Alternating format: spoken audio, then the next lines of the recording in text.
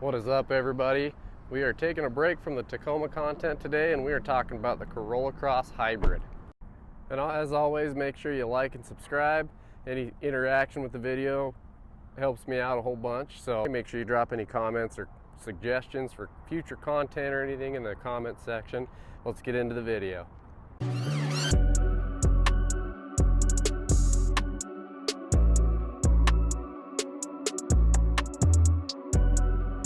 So today we are talking about the Corolla Cross Hybrid. This is the XSE Corolla Cross Hybrid.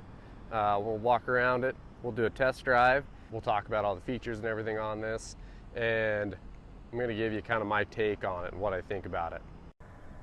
So this is the Corolla Cross Hybrid 2024 XSE. So the sport or the hybrid trims on the Corolla Cross are sport trim only, so they're got a little bit nicer wheel. They've got like the black badging, just a little bit sportier look to them. You got like the gloss black along the bottom right here. So this is the XSE. It is the top of the line hybrid Corolla Cross. It's the most loaded one you can get. What I'm thinking on these Corolla Crosses, there's obviously the RAV4 hybrid is above this in size. Everything's getting super expensive. We're kind of seeing that with Tacomas. A lot of you guys are saying that on my videos of my Tacoma that I've been making videos of. Kind of feels to me like the Corolla Cross Hybrid is kind of what we've been asking for in the trucks. Like, it's kind of a throwback, 2010 RAV4. They brought it back and they called it the Corolla Cross. It's a little bit smaller, kind of like the old RAV4s were. It's less expensive as well, like the old RAV4s were. Obviously it's more expensive than they were back then, but yeah, that's kind of my take on it. I'm thinking it kind of feels like they're introducing these smaller cars. You have the current models that have been around for a long time, like the Tacoma, the RAV4, the Highlander. They're all moving up a segment, it feels like. It feels like the Tacoma moved up almost to what the old T100 or the early Tundra size was, and their price is reflecting that. The RAV4 has kind of moved up into the early 2000 Highlander segment. The Highlander now is about the size of an old Sequoia. Everything's getting bigger. It kind of feels like it's just moving up into the segment above it. So the Corolla Cross to me just kind of seems like they're bringing back the old RAV4, which is cool. It's another affordable option. It's actually pretty spacious for what it is. It's got lots of cool features. You got that power lift gate in the back. I have a Corolla Cross, a regular Corolla Cross, non-hybrid video out. I posted that probably a year or so ago. I did a size comparison. I didn't go all the way down. I did a size comparison with the RAV4 and the Corolla Cross. The difference, like if I set the driver's seat up here and then I sat in the back seat, Corolla Cross versus RAV4, it was about a 3-inch difference. Not a huge difference in leg room. The Corolla Cross is actually very functional for what it is. So, like I said, it's kind of an old school RAV. So, let me get these seats put down here. So you got the seats laid down there. It's kind of hard to see like distance and space on a camera, but this is a very spacious car for how small it is. So yeah, I think it's actually very functional. I like it a lot. It's pretty, I don't know how to say it other than functional. So that was kind of a walk around of it. We'll talk about some of the cool features now. So like I said, this is the XSE. It is the top of the line. It's the only Corolla Cross we have on the lot right now, so that's why I grabbed this one. This is the window sticker. So as you can see right here, it has tint on it. But the MSRP before tint is $36,652. You have the JBL sound system. It's got adaptive headlights, which the old RAV4 didn't have.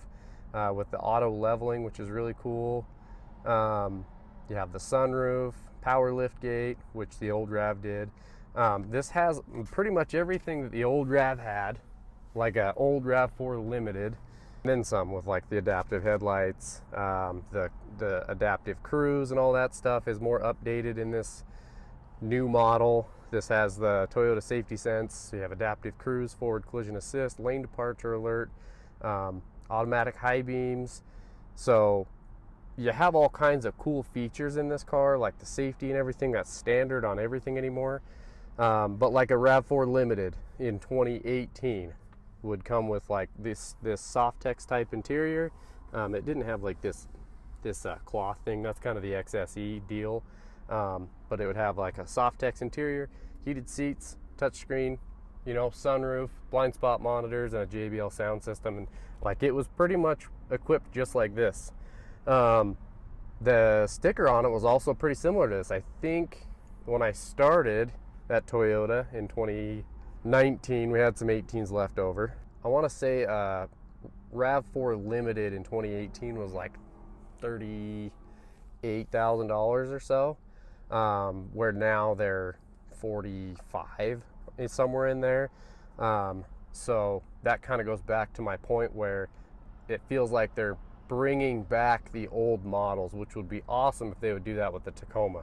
I would not be opposed to that if they would bring us back like a 2002 Tacoma and call it the T100 or whatever they want to call it and price it accordingly. Give us just a cheap little mini truck, and it could even be just more basic, you know, like that would be cool. So that'd be cool if they went that road. It kind of feels like they're doing that with the Corolla Cross. A couple more cool features that the XSE Corolla Cross has. You have a wireless phone charger right there. I actually think that's standard even on an LE, but you know, this has it. Another cool thing is you have rear air vents, which if we're comparing this to a 2018 RAV, those didn't have rear air vents. So that's another thing that could be considered better than the old one. So you have the power rear hatch back here, and then rear parking sensors, all that cool stuff. Your JBL sub is back here. There's that. Again, very spacious in the back for a small car. Pretty nice. And then you have your front parking sensors up here as well, right there. And then there's some more in the grill here. You got some more black accents here for the XSE package. This is new. I haven't seen this on any Toyotas yet. New product. So you're blacked out around the Toyota badge, and then they smoked the badge, which is pretty cool. I like that. So that's kind of the quick walk around to the Corolla Cross. Now we're gonna go drive it. Okay, so we're gonna go for a drive. Fire this up, hit the power button down here. See the ready sign there. Put on our seat belt so we don't have to listen to that obnoxious sound. And we're just gonna whip this around the block real quick. Throw and drive, off we go. Got that hybrid electric hum going on there. We're gonna get some air going. Cruising around the parking lot here. So in my regular Corolla Cross video, the gas Corolla Cross, I kind of pointed out, you know, the features, kind of what we're doing here, just with a non-hybrid, with a non-hybrid. Most of the comments on that video said, you know, basically if only that car had more power, saying, you know, the Corolla Cross hybrid should be better. This car is very snappy. You push the gas and it gets going. So that definitely fixes the power thing. It actually, I would say borderline, it's borderline enjoyable to drive. It's kind of fun actually. It has plenty of power for shooting gaps. We're gonna pull out here, make sure we're not gonna get hit. Kind of spun the tires a little bit right there. So plenty of power, plenty to get up and go. Like I said, actually fairly enjoyable to drive. Kind of sounds like a Corolla inside. You know, it is a Corolla, it's just got an SUV body on it. So, you know, normal road noise is to be expected. We'll just go around the block here. Sounds like a gas motor just turned off. It's back to electric. And then this gets about 38 miles per gallon in the highway and 45 in the city. So you're an average of about 42 miles per gallon. I don't know why I'm talking so hard right now. I'm gonna wait at this little stoplight here.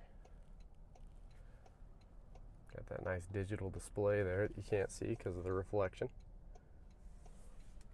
You got the wireless Apple CarPlay, wireless Android Auto. That new system there is pretty nice. You also have these little paddle shifters, which are kind of fun. Like I said, contributing to the fun to drive aspect. All right, light's green. Around the block we go. Nice and quiet from a start, and there goes the gas motor. So I think from a price point for the features that you get and the gas mileage, so performance that you get, price to performance, this is a really good option. It's definitely a lower price point. Like I said, this is the most expensive Corolla Cross that you can get as the XSE. It's also the only one we have to make any content with right now, so this is the one I have to work with. But if you get like a regular one, you know, like an an SE, the base model, they're low 30s, 33 or so, which is pretty affordable. And they still have some cool things. I think they still have the wireless charger, they have the power lift gate, blind spot monitors. They're still pretty well equipped. So it's not really like you're going without any convenience stuff. They still have the adaptive cruise. They still have the forward collision assist, the lane departure alert, all that cool stuff. They're still very safe vehicles. So I think they're an awesome option. I think Toyota did a good job with providing a little bit smaller but very functional, smaller SUV that is more affordable. They actually also have really good visibility. I'm on the 0.5 mode here, so it's kind of zoomed out, but you can kind of see that it's actually decent to see out of.